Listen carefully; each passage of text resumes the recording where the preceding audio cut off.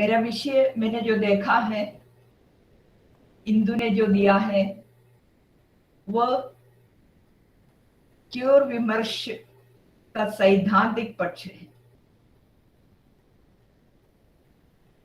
यहां मैंने देखा क्योर विमर्श, ये विमर्श शब्द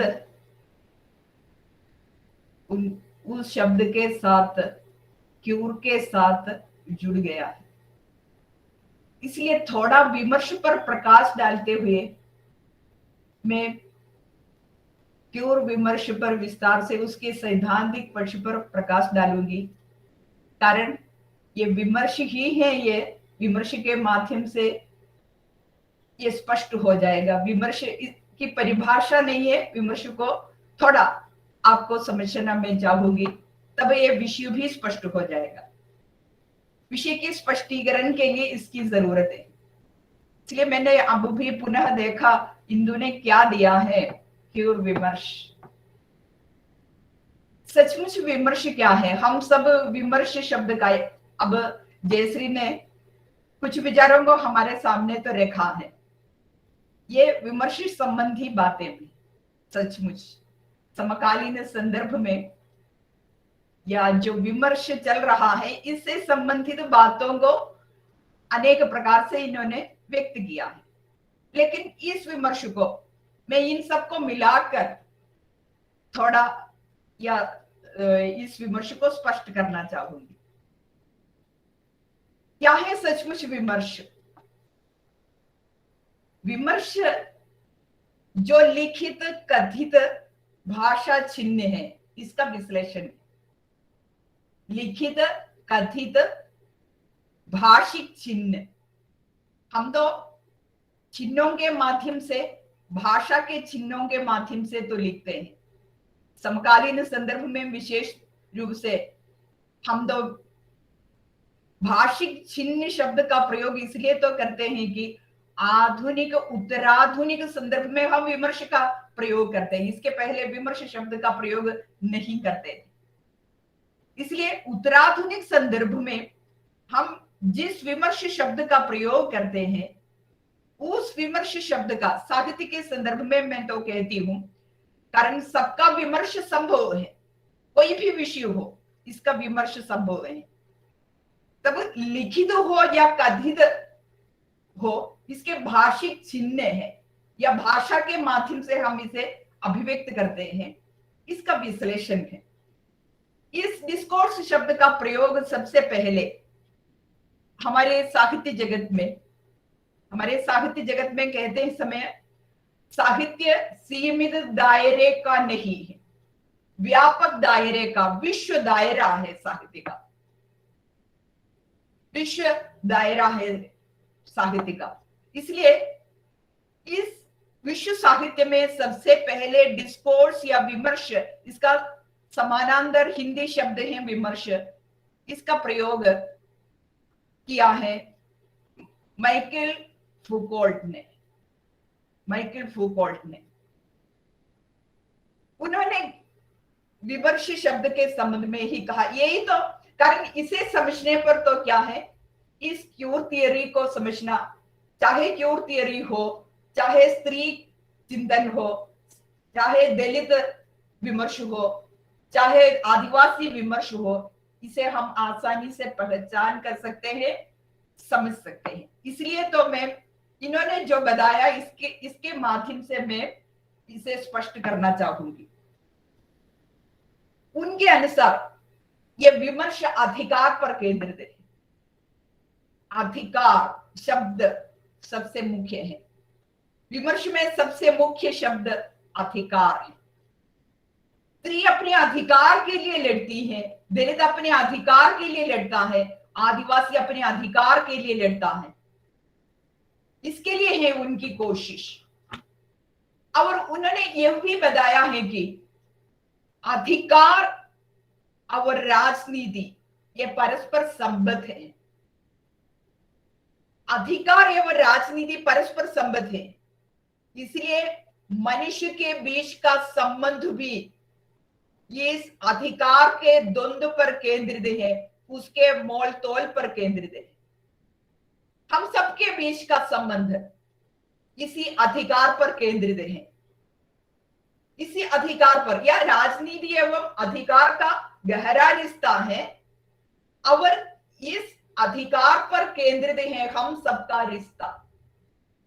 या आज अध्यक्षीय भाषण देकर अध्यक्षीय पद पर तो हमारी जयश्री बैठी हुई है, ये उनका अधिकार है, इसलिए उन्होंने क्या किया है, सबसे पहले उन्होंने भाषण दिया है, कारण उनके अधिकार वही है। उसी अधिकार पर केंद्रित है हमारा रिश्ता। मैं एक वक्ता मात्र हूं, इसलिए मेरा अधिकार तो उससे सीमित है, सचमुच सचमुच सीमित है। देखिए वो अधिकार, देखिए लेकिन अधिकार किन किन पर केंद्रित है? मैंने कहा राजनीति और अधिकार का गहरा रिश्ता है। ये अधिकार एक ही साथ राजनीतिक है, बौद्धिक है और धार्मिक भी है। इसलिए हमारे ग्राशमी ने कहा अधिनायकत्व, अधिकार उन्होंने यही कहा, अधिनायकत्व शब्द का प्रयोग किया है। नायकत्व एक ही साथ राजनीतिक है और बौद्धिक है और साथ ही साथ धार्मिक भी है। यहाँ राजनीति सत्ता, ये आप जानते हैं, राजनीतिज्ञ सत्ताधारी बनते हैं, अधिकार उनके पास आ जाता है।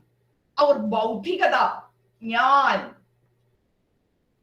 भी अधिकार के लिए आवश्यक है। जो ज्ञानी है वो तो अधिकारी बनता है। मार्क्स ने कहा या पूंजीपतियों के पास तो शब्द ज्यादा है मजदूरों से, मजदूरों के पास तो शब्द कम है, पूंजीपतियों के पास तो शब्द ज्यादा है। वे तो अपनी ज्ञान और इस प्रकार की बातों से तो क्या है, अपने अधिकार को सशक्त करता है। हमारे बीच में भी हम तो देख सकते हैं ज्ञान तो सचमुच सत्य का निर्माण करता है ज्ञान, लेकिन वो सत्य आपको मालूम होना चाहिए वो निर्माणात्मक भी है, इसके साथ साथ उसमें दबाव की नीति भी है। ज्ञान में दो तत्व, ज्ञान के द्वारा जो निर्माण हो रहा है, चाहे वो साहित्य हो, जो भी हो, इस उत्तराधुनिक संदर्भ में इसे आपको समझना चाहिए, इसलिए मैं कह रही हूं, चाहे वो साहित्य निर्माणात्मक है, साथ ही साथ उसमें दबाव की नीति है। दबाव की नीति अभी तक आपको मालूम है, आधुनिक युग और समकालीन जो उत्तराधुनिक संदर्भ है, इसमें अंदर हम इसलिए समझते हैं कि आधुनिकता अधिकार की बन गई है, मतलब केंद्रीयता है वहां। केंद्रीयता किन किन की केंद्रीयता? सत्ता की केंद्रीयता, पूंजी की केंद्रीयता, दर्शन की केंद्रीयता, और दर्शन मतलब ज्ञान है, इन सब के माध्यम से एक केंद्रीयता आ गई है। इससे निर्मित साहित्य में केंद्रीयता है, उसमें दबाव की नीति है। कौन इसके ऊपर दबाव है? उससे निर्मित साहित्य तो केंद्रीयता का साहित्य है। उसमें केंद्र में मनुष्य है, तो भी वो मनुष्य राजनीति से, धर्म से और तो ज्ञान से परिपालित लोगों पर केंद्रित है। वो केंद्र मैं तो आपको समझाने के लिए और भी कह रही हूं, आधुनिकता में जो केंद्रीयता है वो इन चारों से निर्मित केंद्रीयता है। इसलिए इससे निर्मित साहित्य में इस केंद्रीयता का स्वर है। वहां मनुष्य है तो भी वो मनुष्य या सत्ताधारी, अधिकारी, ज्ञानी एवं धर्म के साथ मिलजुल कर रहने वाले लोग हैं।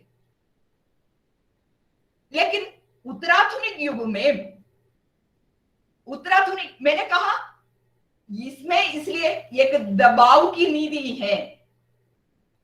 दबाव की, किसका दबाव है? इससे किसका दबाव? कारण इस केंद्रीयता के कारण, इस राजनैतिक, धार्मिक एवं तो क्या है बौद्धिक लोगों के कारण कुछ लोग हाशिए की ओर तो धकेले गए हैं। इनका दमन, हाशिए की ओर जिन्हें तो हमने तो भेज दिया है, इनका दमन हो रहा है।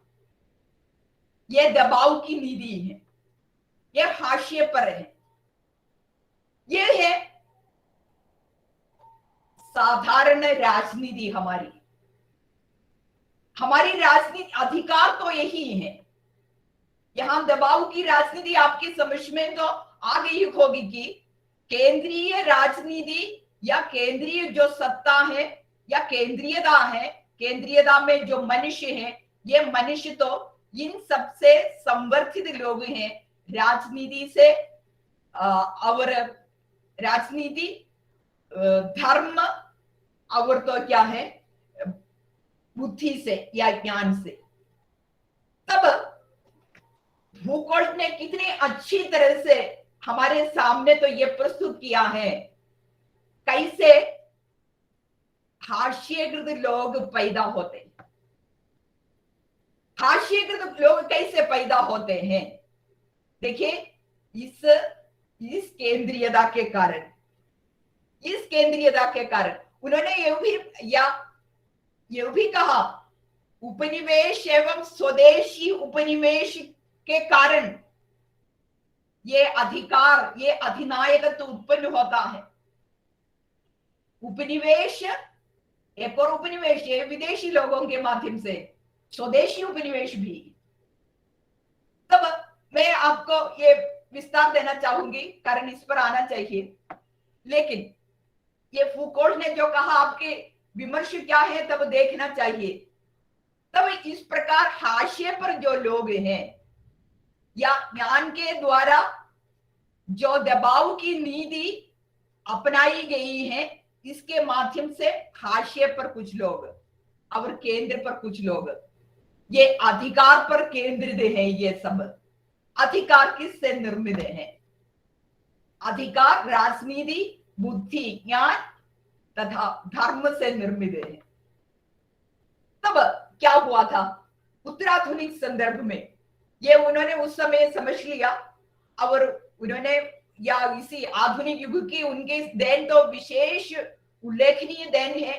कारण इसके बाद पाश्चात्य जगत में एडवर्ड सेडु हो या अन्य जो भी हो, या इसी विमर्श को ध्यान में रहकर आलोचना के क्षेत्र में, साहित्य के क्षेत्र में अपने कदम को उठाया है।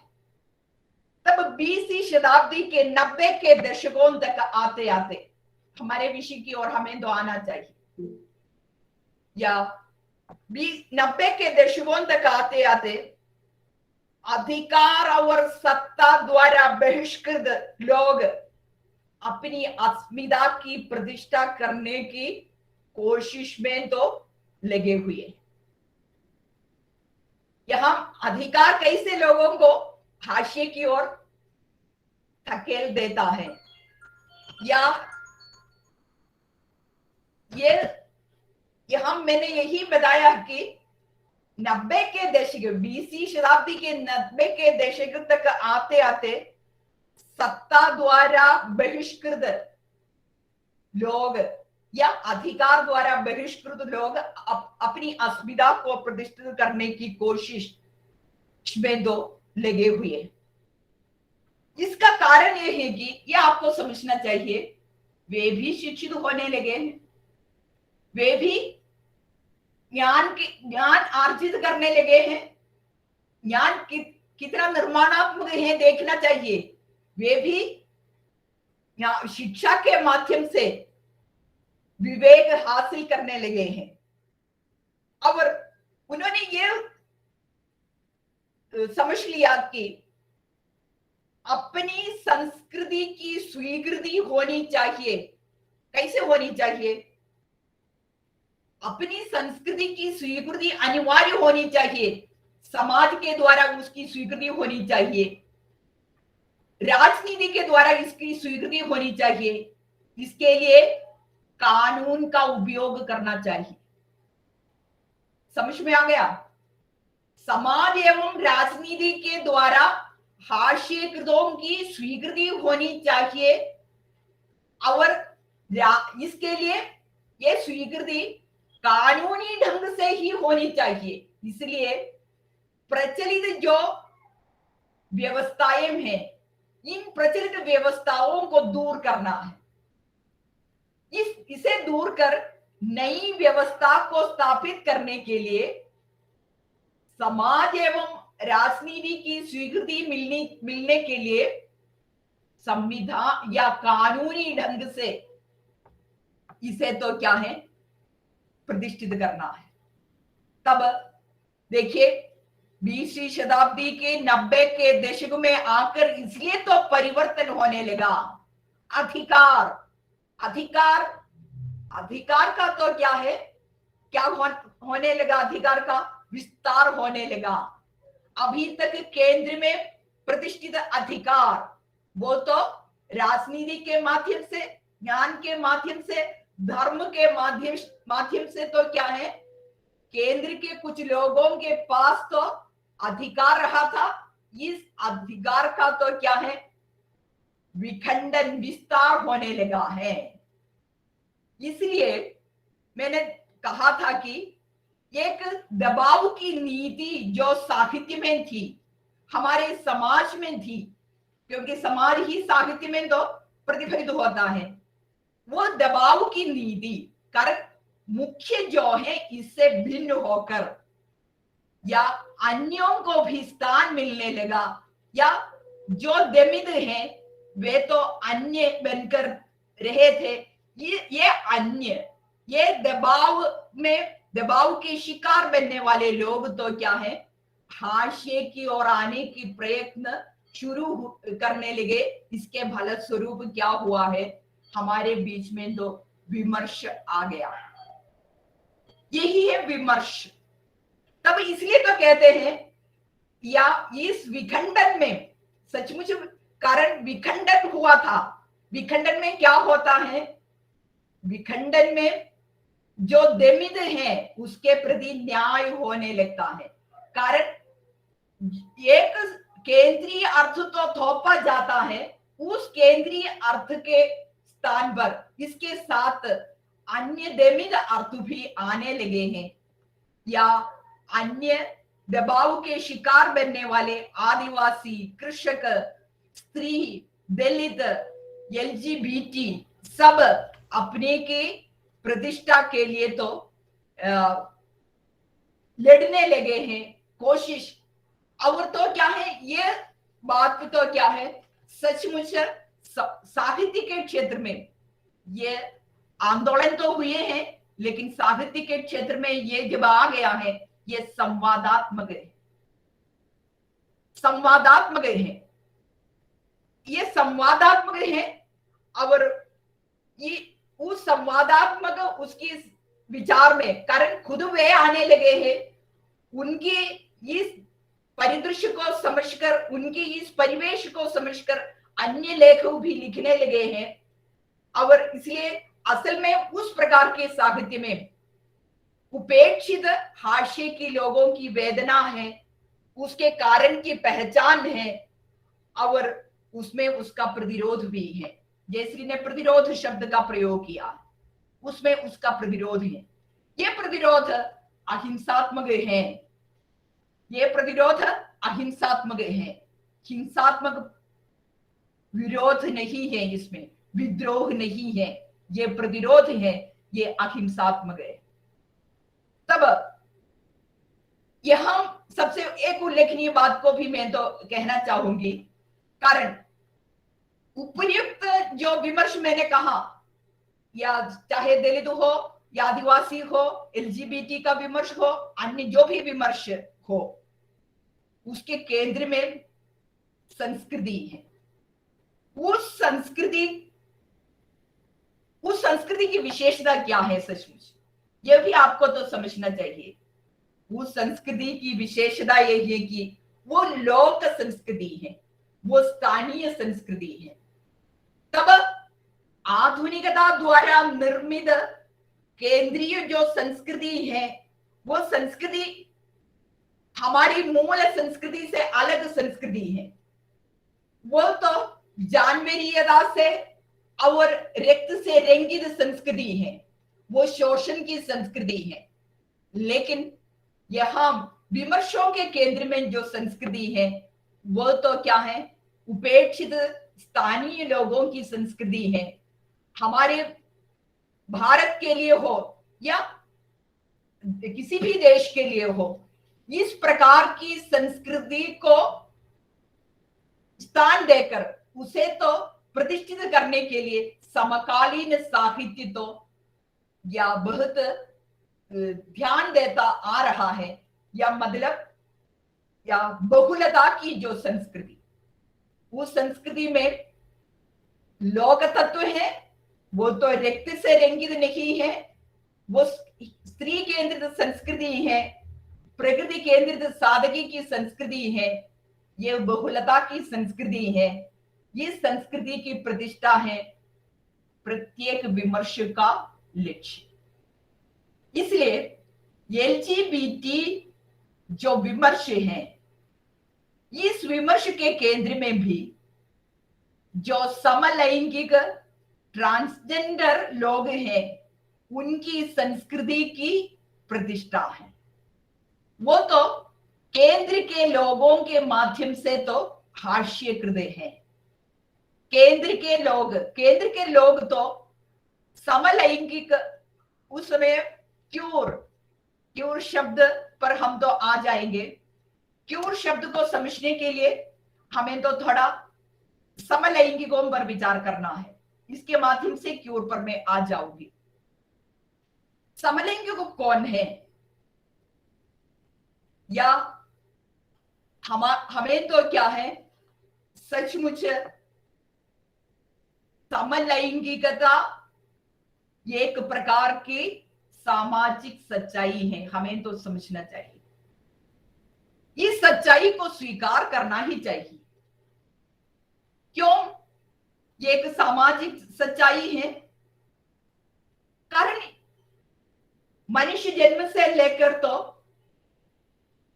ये यथार्थ हमारे साथ है, समलैंगिकता की सच्चाई हमारे साथ है। लेकिन क्या होता है, अभी मैंने जो कहा, जो हेट्रोसेक्सुअलिटी, विपरीत लैंगिक लोग, यहां विपरीत लैंगिकता मतलब स्त्री और पुरुष के बीच की लैंगिकता, हेट्रोसेक्सुअलिटी, ये तो अधिकार का चिन्ह है। मतलब राजनीति, धर्म, ज्ञान, सबके द्वारा स्वीकृत लैंगिकता कौन सी लैंगिकता है? विपरीत लैंगिकता है, स्त्री और पुरुष के बीच की लैंगिकता है।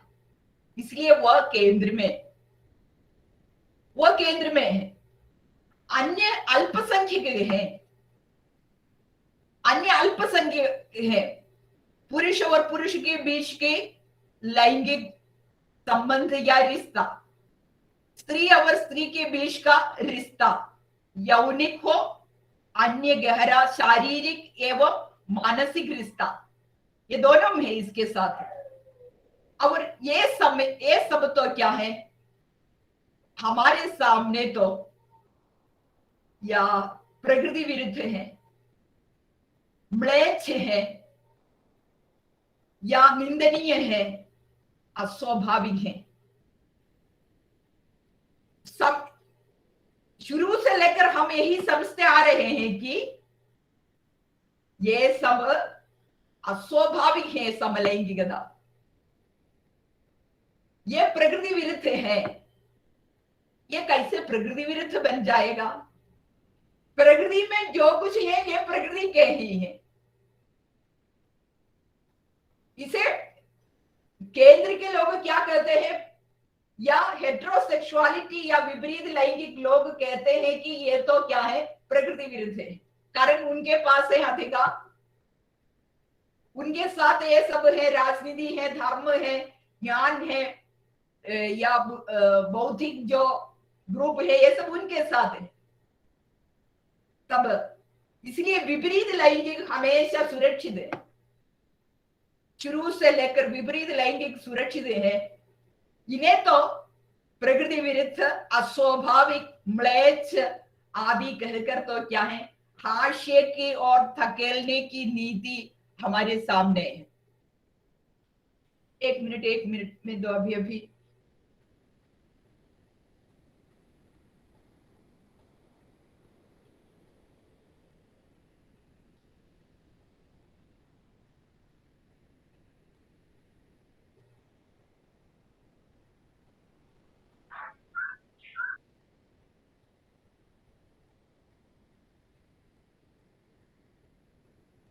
चित्रा जी, मैं एक मीटिंग में हूँ, बाद में मैं फोन करूंगी। ओके,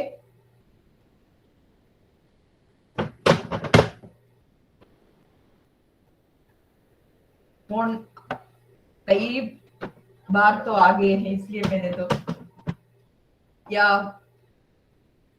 अब तो क्या है, मैंने जो बताया है, विपरीत लैंगिक सुरक्षित है। वे इसलिए सुरक्षित हैं कि उनके साथ तो अधिकार के सारे तो ये स्तंभ खड़े हुए हैं। बाकी लेकिन आपको तो यही समझना चाहिए, इस संसार में जो कुछ है ये सब प्रकृति है। कारण प्रकृति में तो ये सब है, इनको हमें तो स्वीकार करना चाहिए।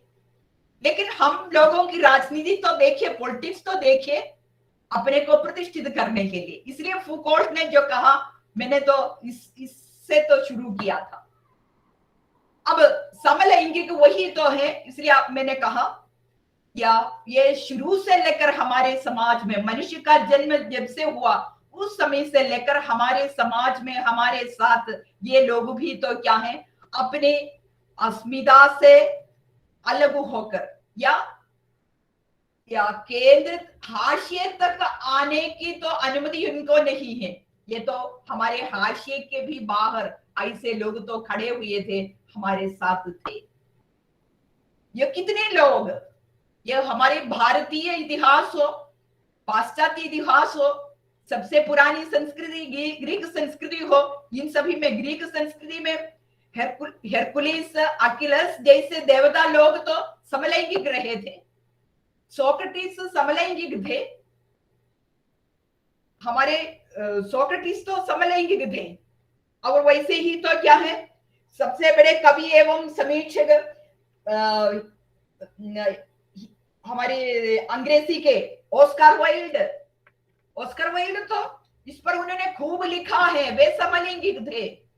वहां के ब्रिटेन के उस समय के लॉर्ड डगलस के साथ उनका जो रिश्ता है, वो तो उसके माध्यम से उसे तो दंड भी भोगना पड़ा। वो उधर वैसा है, तो भी हमारे इधर भी, हमारे वेद पुराणों से लेकर हमारे महाभारत रामायण में उनकी विभिन्न भूमिकाएं हम तो देख चुके हैं। या चाणक्य का अर्थशास्त्र, या और यहां तक तो क्या है, नारद स्मृति, या कितनी कृतिवास रामायण, सब में तो ये प्राप्त है। ये समलैंगिकता के कई उदाहरण प्राप्त हैं। फिर क्यों हमें तो क्या है, इसे म्लेच्छ कहकर, अस्वाभाविक कहकर हमने तो छोड़ दिया। देखिए, यही है अधिकार की राजनीति। अधिकार की राजनीति तो यही है। और मैं तो हमारे एलजीबीटी का मैंने इसलिए तो बताया था कि हमारे भारत में तो देखिए, भारत में कामसूत्र जो लिखा गया है, अन्य देशों में ये नहीं है। कामसूत्र में तो समलैंगिकता संबंधी विचार तो उल्लिखित है। तब ये नहीं है तो कैसे वात्स्यायन ने ये लिखा म्लेच्छ है? तो उसमें भी उन्होंने कहा, कारण वे तो हेटेरोसेक्सुअलिटी के साथ है, इसलिए उन्होंने कहा ये हमारे साथ है, हमारे समाज में है, लेकिन इसे तो क्या है, अननेचुरल या अप्राकृतिक हम तो कहते हैं। ये कहते हैं, उन्होंने यही सूचित किया है। तब ऐसे समलैंगिकों को हाशिए से केंद्र में लाने की कोशिश, ये कब तो शुरू हुआ है। कारण हमें मालूम है आधी आबादी है स्त्री, विश्व की आबादी में आधी आबादी है, स्त्री को कितना स्थान है समाज में। अब भी तो लिंग का विवेचन वैसे ही किया है ना, प्रथम लिंग या प्रथम सेक्स दूसरा सेक्स कहकर तो विभाजन करते हैं हम। तब इस आधी आबादी को इतना स्थान मिलता नहीं है, तो स्थान जितना मिलना है वो मिलता नहीं है, तो ये लेखु संख्यक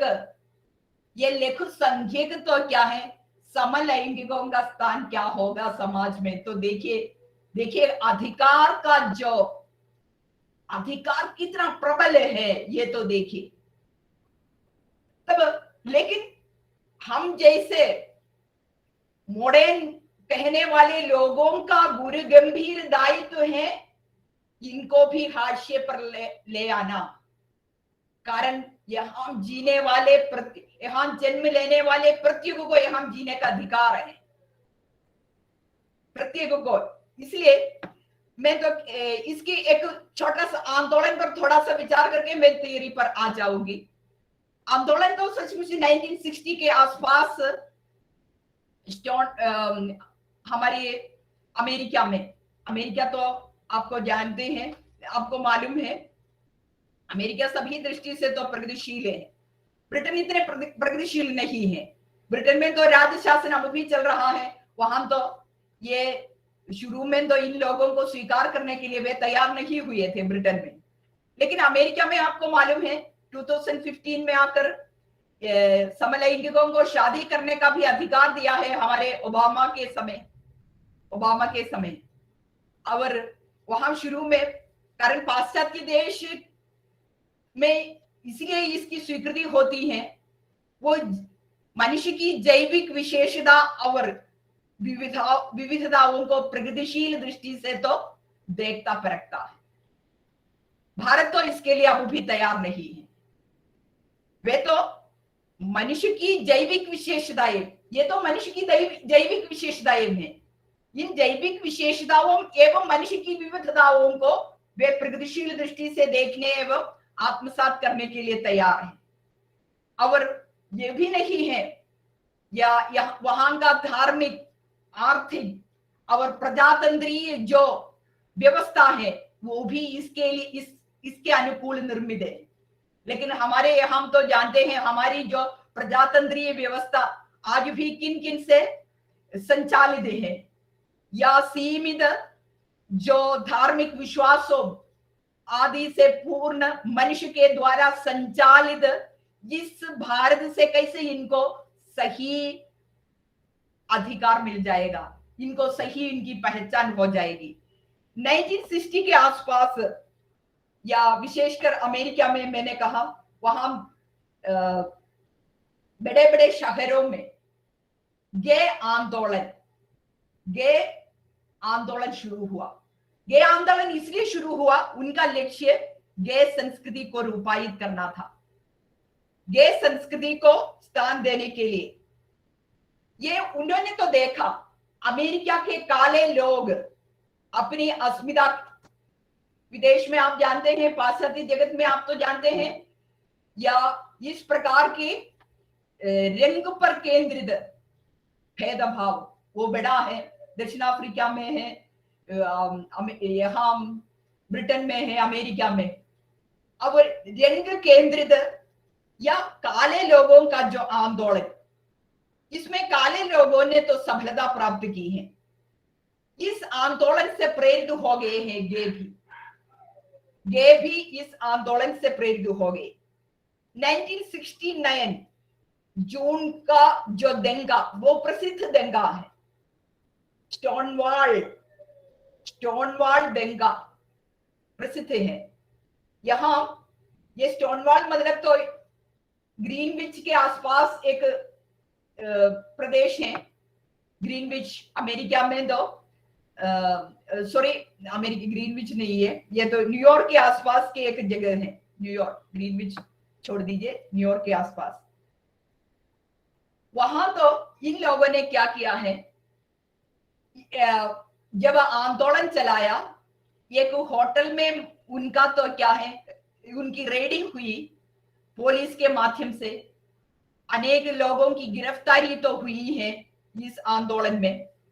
तब ये एक विश्व प्रसिद्ध गे आंदोलन है। उस समय गे शब्द का ही प्रयोग होता था, लेकिन ये उनके लिए तो सबसे बड़ा तो ऊर्जा तथा बल प्रदान करने वाला आंदोलन रहा था। जिस प्रकार ब्लैक ने कहा था, काले लोगों ने कहा I am black and I am proud, उसी प्रकार इन लोगों ने भी कहा I am gay and I am proud. I am proud मतलब मैं गे हूं, स्वीकृति है, गे स्वीकृति, बाहर प्रकट करने की हिम्मत इन्होंने प्रकट की है। और लेस्बियन और गे अपने को समलैंगिक कहने के लिए तो तैयार हुए हैं। ये है सबसे बड़ी बात। अपने को मैं गे हूं या मैं लेस्बियन हूं, मैं बाइसेक्सुअल हूं, मैं ट्रांसजेंडर हूं, ये कहना, ये सबसे बड़ी पहचान के लिए, अस्मिता के लिए सबसे बड़ी बात है। इसलिए 1969 से लेकर, कारण एलजीबीटी 1960 में तो क्या है,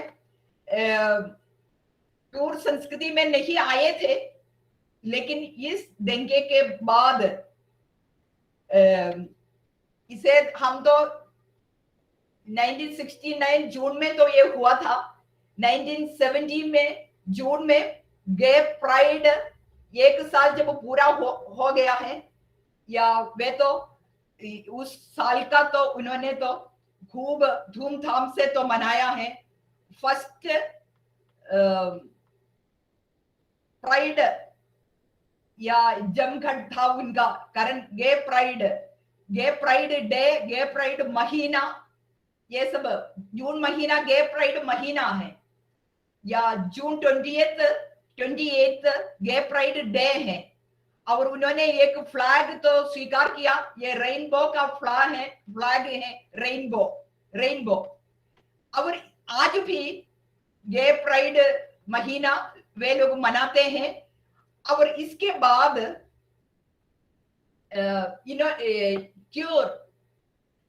क्यूर तो उस समय गे शब्द से तो ये सब तो चल रहा था, लेकिन वे एक साथ तो मिलने लगे थे, एक साथ मिलकर आंदोलन चलाने लगे। लेकिन इसी बीच में तो 1980 में आकर HIV एड्स फैलने लगा था। HIV एड्स के फैलने के साथ उन्होंने क्या किया था, इस HIV एड्स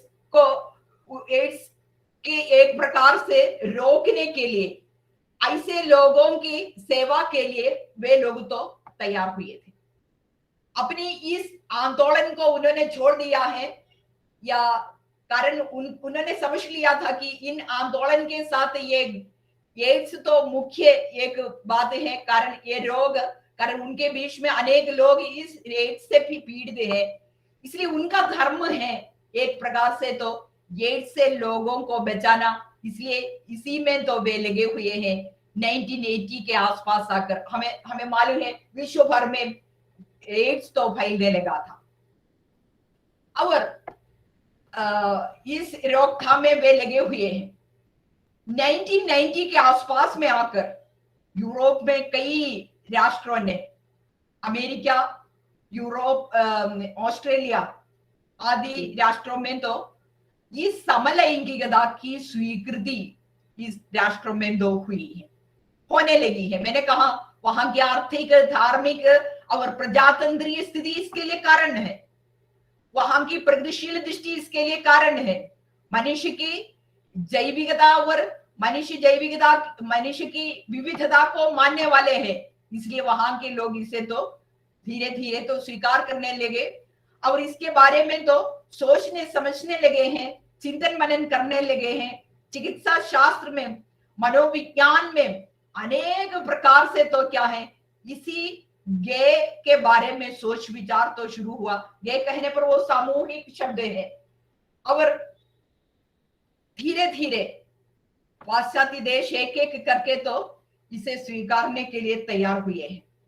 हमारे भारत में भी हम तो जानते हैं 2018 में आकर 2018 सितंबर 6 को भारत के सर्वोच्च न्यायालय ने इसे तो क्या है, उसी समय तक तो क्या है, उन्हें तो हिंस्र लोगों के रूप में तो हमारे संविधान में तो लिखा गया है, वे तो क्या है मनुष्य के रूप में भी मानने के लिए उनको तैयार नहीं थे।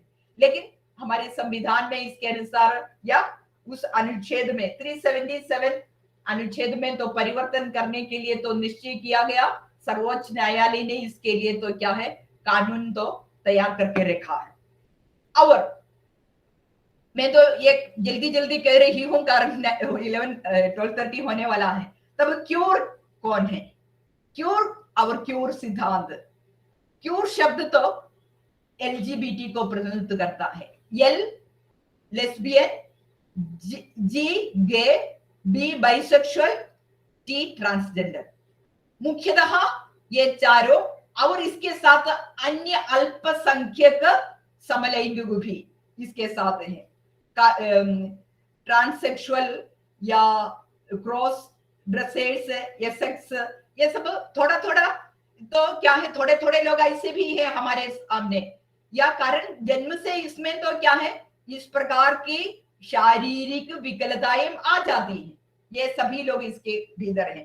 कारण इसलिए क्यूर एक अम्ब्रेला छाता के समान है, या ये समलैंगिक सारे के सारे लोग इसके अधीन आ जाते हैं। ये एक साथ मिलकर अपनी असुविधा के लिए लड़ने लगे हैं। और क्यूर सिद्धांत क्या है? क्यूर सिद्धांत QWER क्यूर सिद्धांत,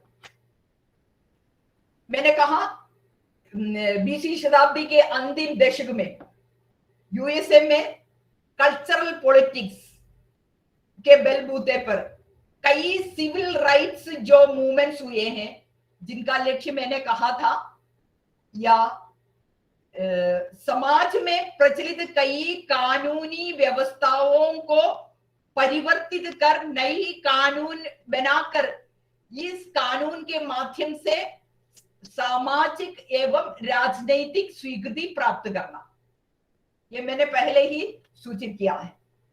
और उसमें क्यूर के संबंध में एक काले लोगों को इस प्रकार मिल गया, इस प्रकार उपेक्षित कई लोग कानून के माध्यम से अपने राइट्स को, अपने अधिकार को स्थापित करना के लिए तैयार होकर सामने आ गए। और उनमें मुख्य है क्यूर, ये समलैंगिक लोग।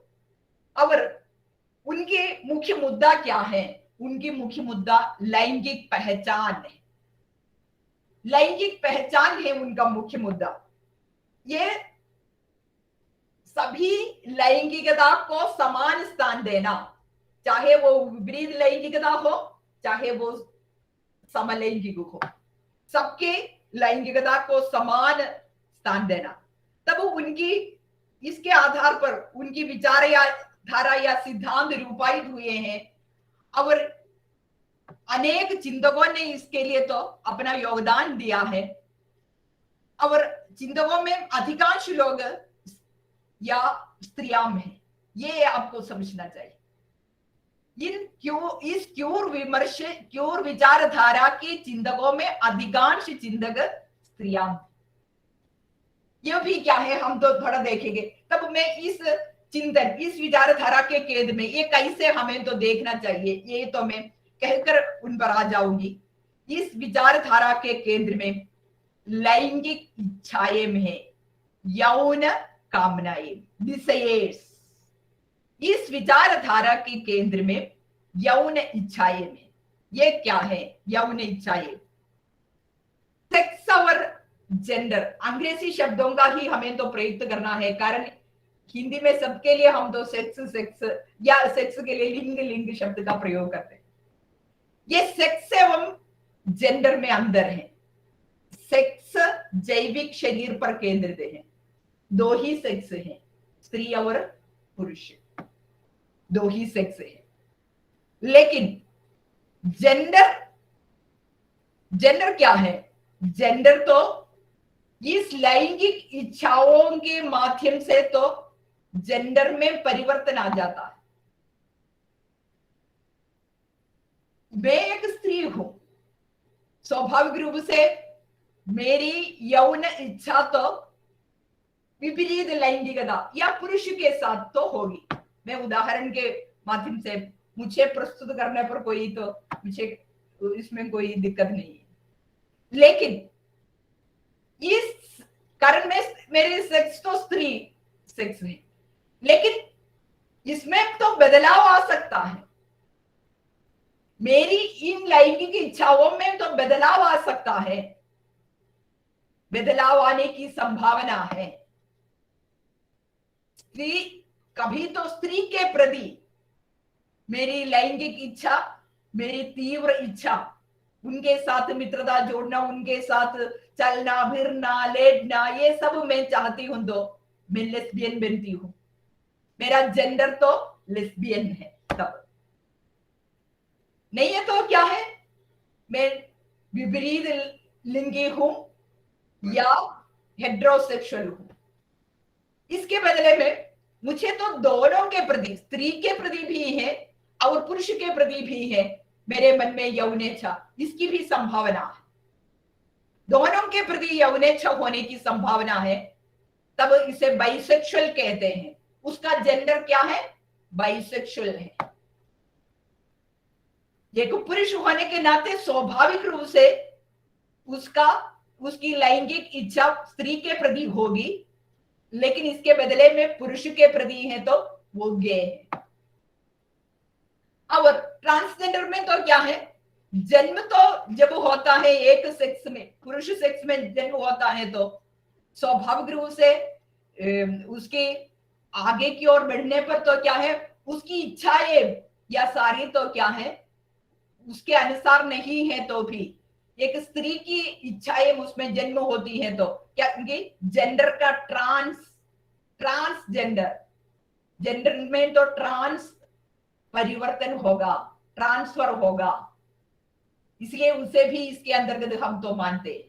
और इसलिए तो ऑपरेशन के माध्यम से, शल्य क्रिया के माध्यम से इसके अनुसार तो वे तो अपने अपने शरीर को, जैविक शरीर को वे परिवर्तित करते हैं स्त्री के रूप में जीने के लिए या पुरुष के रूप में जीने के लिए। इसलिए क्या है केंद्र में, इस थियरी के केंद्र में तो क्या है, यौन इच्छाएं है। इसके अनुसार तो क्या है, लैंगिकता बदलती है, लैंगिकता में परिवर्तन आ जाता है। सेक्स दो ही है, पुरुष और स्त्री, लेकिन लैंगिकता में परिवर्तन आ जाती है। हम सबकी लैंगिकता में जन्म से जो है वो है, ये कहने की जरूरत नहीं है। पर जन्म से भी कुछ लोगों में सेक्स एक है तो भी जेंडर वो दूसरा होगा, वो है इस थियरी के केंद्र में। इस थियरी को ध्यान में रखकर कई लोगों ने सेडविक एक प्रसिद्ध विदुषी है पाश्चात्य जगत में, वे लेस्बियन है। इसके साथ तो क्या है, स्त्रीवादी है, सॉरी लेस्बियन नहीं है, स्त्रीवादी है, साथ ही साथ तो क्या है, उत्तर संरचनावादी भी। और उन्होंने कहा कि क्यों सिद्धांत को उत्तर संरचनावाद से जोड़ना, वो फेमिनिज्म की एक धारा भी है। सचमुच सेडविक का ये विचार तो कारण अनेक मुख्य जो है उन पर विचार करना मैं चाहूंगी। उन पर विचार करते हुए मैं तो किसी पुस्तक या किसी रचना पर नहीं आ जाऊंगी, सैद्धांतिक पर है ना, ठीक है। ये स्त्रीवादी विचारधारा से भी संबंधित है, उसकी धारा भी इसके साथ मिल गई है, और उत्तर संरचनावाद से भी इसका जन्म हुआ है। ये कैसे है, मैंने पहले ही सूचित किया है, इसलिए तो विमर्श के संदर्भ में फूकोल्ट की विमर्श संबंधी विचार इतनी विस्तार से मैंने तो आपके सम्मुख रखा है। वहां मैंने कहा केंद्र में जो है वो तो मुख्य अर्थ बनकर हमारे सामने आ जाता है, वो केंद्र में जो विपरीत लैंगिकता है।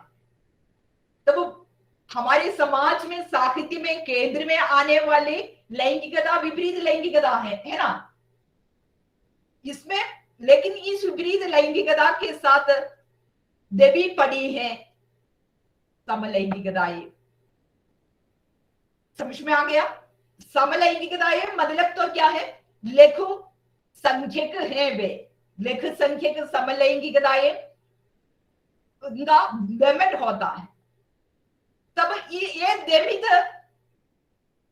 लिख संख्यक या लैंगिकताएं हाशिए तक या हाशिए तक, कम से कम हाशिए तक या केंद्र तक आने की कोशिश है। कहा? इसमें, इस विचारधारा, इस विमर्श में। इसलिए इसे उत्तर कर, मैंने इसलिए कहा भाषिक चिन्हों का विश्लेषण है, कथित लिखित भाषिक चिन्हों का। इस भाषिक चिन्ह से नई रचनाओं की सृष्टि हम तो कर सकते हैं, कारण हमारे भाषिक चिन्ह अधिकार केंद्रित केंद्रीय भाषिक चिन्ह है। ये तो एकपक्षीय अर्थ को प्रदान करने वाला है, तो भी जिनका दमन होता है उसे नई रचनाएं जन्म लेती हैं। और ये है हमारे समलैंगिक या लघु संख्यक समलैंगिकों की इनसे संबंधित रचनाएं। इसलिए इन्होंने उत्तर संरचनावाद एवं स्त्रीवाद से जोड़ा है। स्त्रीवाद से आपको मालूम है 1970 तक आकर जो तीव्र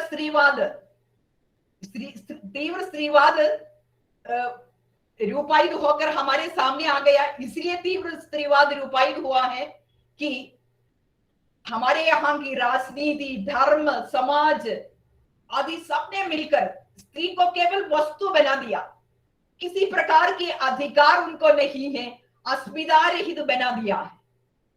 इससे लड़ना चाहिए, इससे लड़ना चाहिए। इसलिए स्त्रीवादियों ने यह निश्चय किया। और लेस्बियन विचारधारा, लेस्बियन जो मुख्य विचारधारा, इसके माध्यम से स्त्री विचारधारा के साथ मिल गई है। ये लेस्बियन विचारधारा समलैंगिक विचारधारा के साथ काम करती है। इसलिए लेस्बियन लोगों ने क्यूर विमर्श संबंधी अधिकांश रचनाएं तो लिखी है, कारण खुद अपनी अस्मिता को रूपायित करने के लिए पुरुष सत्ता का विरोध करना है। अपने में जो शक्ति है उस शक्ति को उन्होंने लेस्बियन शक्ति समझ ली है। वो तो क्या है? स्त्री के बीच की बहनापा, सिस्टरहुड, इसे भी लेस्बियन हम तो कहते हैं। हम में जो शक्ति है, स्त्री परस्पर मिलजुल कर इस शक्ति को जगाकर पुरुष के खिलाफ तो लड़ना है। हम तो सिस्टरहुड, वर्ल्ड सिस्टर या भगिनीवाद, बहनापा, इसके माध्यम से तो क्या है? लड़ना चाहिए। और वहां तो शारीरिक संबंध हो या संवेदनात्मक संबंध हो, जो भी संबंध हो, इसके माध्यम से स्त्री को एक साथ मिलना चाहिए। मतलब या इसलिए तो अनेक लोग, अनेक स्त्रियां इसके साथ मिल गई। उनमें मुख्य, हमें तो मालूम है इस शब्द का ही प्रयोग किया, क्यूर शब्द का, तेरेसा डी लॉरेंस ने 1990 में कैलिफोर्निया यूनिवर्सिटी में सबसे पहले उन्होंने अपने एक पेपर में इसका प्रयोग किया। ये प्रकाशित होकर आ गया। उन्होंने भी अपने पेपर में यही बताया कि एड्स का जो आगमन और इसके साथ जो स्त्रीवादी विचारधारा, ये दोनों क्यूर थियरी के निर्माण में सहायक हुए, उन्होंने जो कहा।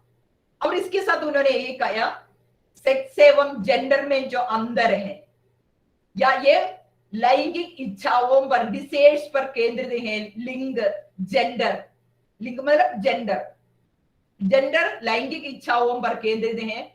सेक्स या तो क्या है? स्त्री और पुरुष है। इन दोनों पर उन्होंने विचार किया।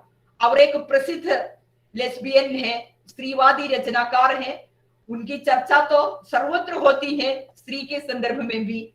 Edwin Rich, Adrienne Rich. ये तो स्त्री संदर्भ में उसका नाम तो हम हमेशा उठाते हैं। उन्होंने क्यूर थियरी पर एक पुस्तक लिखी है। पुस्तक लिखकर उन्होंने ये स्थापित कर दिया है कि क्या है queer theory. Cure theory focuses on mismatches between sex and gender and desire, sex, gender and desire। उनकी ये परिभाषा प्रसिद्ध है। Queer theory focus on mismatches between sex, gender and desire. और उन्होंने कहा नए शब्द का क्यों थियरी के लिए निर्माण करना है, नई भाषा का निर्माण करना है।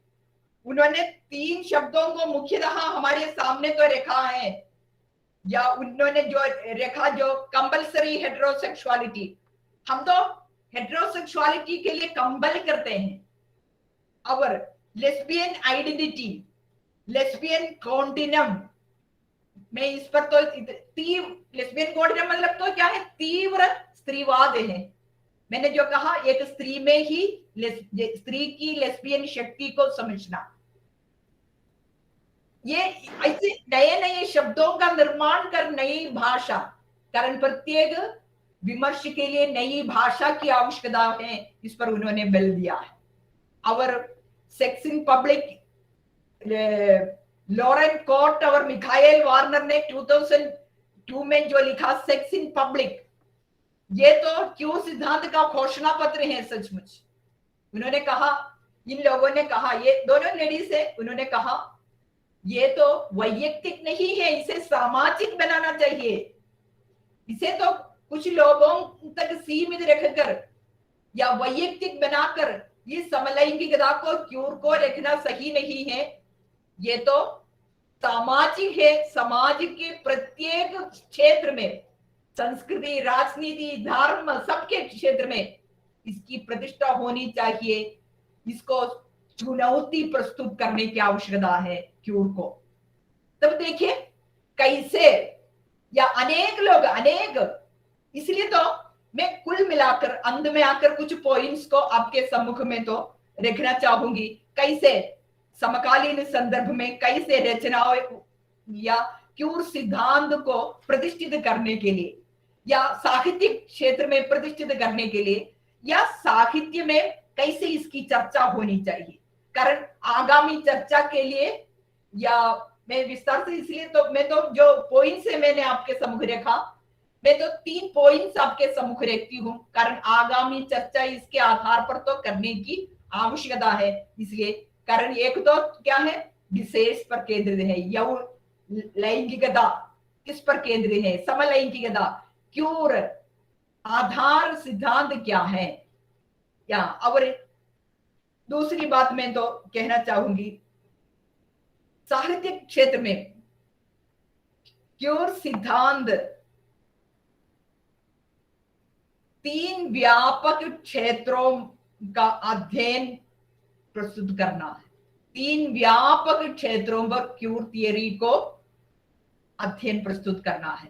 कारण आगामी चर्चाएं में तो इसलिए इसके लिए तो मैं प्रेरणा देते हुए कहती हूँ,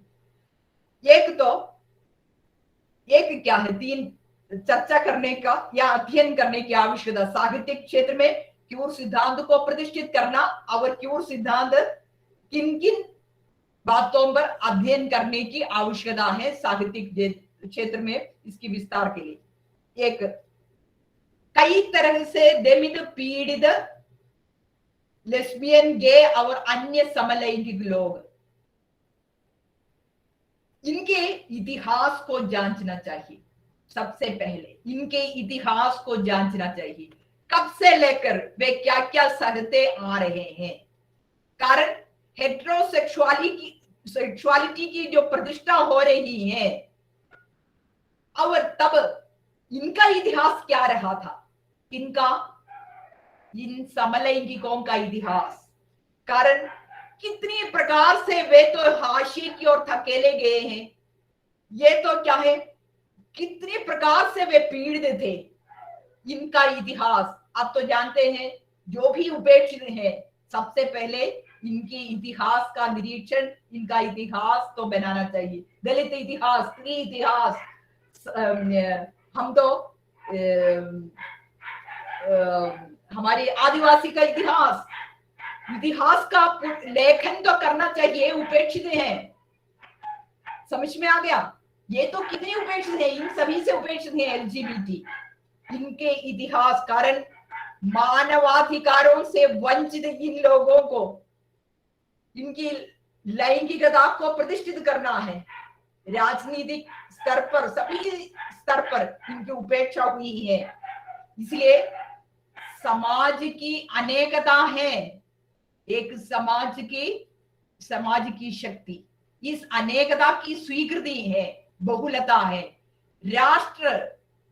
राष्ट्र की स्वीकृति, राष्ट्र की बहुलता है, राष्ट्र के या इन पर केंद्रित राष्ट्र बनाना चाहिए। इसलिए इनके इतिहास पर विचार विमर्श करना है साहित्य में। एक दूसरा तो मैं कहना चाहूंगी, विद्यमान प्रभुत्व स्थापित विपरीत लैंगिकता की संस्कृति की जगह क्यूर संस्कृति के स्वरूप को साहित्यिक सृजन में तो क्या है, प्रस्तुत करना है। क्यूर संस्कृति क्या है? कारण वह प्रतिलोमी संस्कृति है, प्रतिपक्ष की संस्कृति है। अभी तक विद्यमान प्रमुख जो संस्कृति वो तो हेट्रोसेक्सुअलिटी, विपरीत लैंगिकता की संस्कृति है। इसकी जगह क्यूर संस्कृति जो बहु प्रतिलोमी संस्कृति है, इसका साहित्य सृजन, ये साहित्य के क्षेत्र में। और तीसरा, लिंगों की अस्थिरता पर विचार करना है। कहां तक विपरीत लैंगिकता भी भ्रम में है। साहित्य पढ़ते समय, इससे संबंधित रचनाएं पढ़ते समय आपको मालूम चाहिए, लैंगिकता, लिंग शाश्वत नहीं है, इसमें भ्रम आ जाता है, इसमें भ्रम है। कुछ लोग तो क्या है, कभी लेस्बियन है तो इसके बाद तो बाइसेक्सुअल बनते हैं। प्रथम लेस्बियन कवि साफो, लेस्बोस द्वीप में, ग्रीक के लेस्बोस द्वीप में तो थी वे कुछ समय तक लेस्बियन थी। इसके बाद शादी करके उसने अपने बच्चे को पैदा किया। तब ये हम तो जो हेट्रोसेक्सुअलिटी कहते हैं वो भ्रम मात्र है। फूकोट ने यह भी कहा है, इसके संदर्भ में ये कहा, क्या है शाश्वत? कोई भी पूर्ण पुरुष भी नहीं है, कोई भी पूर्ण स्त्री भी नहीं है। पुरुष में स्त्री भी है, स्त्री में पुरुष भी है। इस प्रकार की लैंगिकता भी, कारण women are not born। Simone de beauvoir ने कहा, स्त्री तो जन्म लेती नहीं है, हम जो समझते रही है, परिवेश उसे तो बना देता है, स्त्री यही है। वैसे ही है हेट्रोसेक्सुअलिटी, विपरीत लैंगिकता, वो एक भ्रम मात्र है। फूकोट ने यही कहा। उनके इस क्षेत्र में योगदान तो विचारणीय है, इसलिए फूकोट से विमर्श से लेकर मैंने शुरू किया था। कोई भी पूर्ण पुरुष भी नहीं है, कोई भी पूर्ण स्त्री भी नहीं है। या इसलिए तो कब या लिंग की अस्थिरता पर विचार करना है। विपरीत लैंगिक भी कभी कभी अपनी इच्छाओं के परिवर्तन के अनुसार तो, या अपनी जैविक शरीर तो पुरुष का है तो वो तो क्या है, समलैंगिक बनते हैं लिंग के आधार पर। या मैंने कहा, कई रचनाएं जब मैंने पढ़ी है तब मैंने समझ लिया। अनामिका के आईना साज पढ़ा है, तब मैंने कहा उसमें जो लेस्बियन है उसमें बाइसेक्सुअल का आग्रह उत्पन्न होता है। और वैसे ही तो कई रचनाएं मैंने जो पढ़ी है, कारण इसी दृष्टि से पढ़ना चाहिए आपको। कारण तभी तो क्या है, साहित्य में यथार्थ रूप से क्यूर थियरी या क्यूर विमर्श के आधार पर साहित्यिक विवेचन तो हम तो कर सकते हैं। ये मुख्य जो 3 बातें आपको ध्यान में रखना चाहिए। साहित्य में अध्ययन, क्यूर अध्ययन कैसे करना है, ये तो क्या है, इतिहास। और दूसरा तो क्या है, एक प्रतिलोमी संस्कृति हेट्रोसेक्सुअलिटी के खिलाफ। तीसरा तो क्या है, कोई भी लिंग शाश्वत नहीं है, विशेष में परिवर्तन आने की संभावना। रचनाएं आप तो पढ़ते हैं, पढ़ते समय आपको मालूम हो जाएगा। ट्रांसजेंडर इसलिए हम तो कहते हैं, कैसे इच्छाएं परिवर्तित होती हैं। और स्त्री पुरुष में ये परिवर्तन हम तो देख सकते हैं अनेक कहानियां पढ़ते समय। कारण एक प्रसिद्ध कहानी है, आग में गर्मी कम क्यों है, आग में गर्मी कम क्यों है, सुधा ओम ढींगरे की कहानी है, सुधा ओम ढींगरा। मैंने महसूस किया है कि उस कहानी में शुरू में वो पुरुष, वो तो क्या है, बिल्कुल तो हेट्रोसेक्सुअल था, लेकिन अंत में तो क्या है, वो गे बन गया, गे बन गया। उसकी वहां तो आत्महत्या वो करता है, अंत में आकर आत्महत्या करता है। कारण हमारी सामाजिक व्यवस्था आपको मालूम है किस प्रकार की है, किस प्रकार की है। तो इस प्रकार की दृष्टि से भी विचार विमर्श करने की आवश्यकता है। रचनाओं में ये प्राप्त है, आपने देखा नहीं होगा, इसी प्रकार से देखना चाहिए। अच्छे रचनाकार की रचनाओं में इस प्रकार की लिंग परिवर्तन, मतलब विशेष का परिवर्तन। इसलिए मैंने फुकोल्ट का कहा, कोई भी पुरुष वो भ्रम है। फुगोस नामक और एक लेडी ने कहा ये लिंग भ्रम है, एक प्रकार से ये डिसेस भ्रम है, ये हेड्रोसेक्सुअलिटी भ्रम है सचमुच। इसमें तो या कितनी स्त्रियां कहती हैं, मैं यदि आप तो यही है तो मैं आपसे शादी करूं। कारण उनके मन में ये अदम्य इच्छा एक अपनी मित्र के प्रति होती। मैंने सुना है, मेरे जीवन में सुना है, इसलिए मैं कह रही हूं। तब ये सब भ्रम है, इन सबको ध्यान में रखकर आपको तो क्या है, इस क्योर सिद्धांत, क्योर विमर्श का अध्ययन साहित्य जगत में करना है। सीधे ये है देखना नहीं है। मैंने इसलिए 3 पॉइंट्स आपके सम्मुख रखा है। निष्कर्षतः मैं तो आपसे एक बात और कहना चाहूंगी, ये स्त्रीवाद एवं उत्तर संरचनावाद पर आधारित एक नया उत्तराधुनिक अध्ययन है, क्योर अध्ययन। स्त्रीवाद एवं उत्तर संरचनावाद पर आधारित एक नया उत्तराधुनिक अध्ययन है।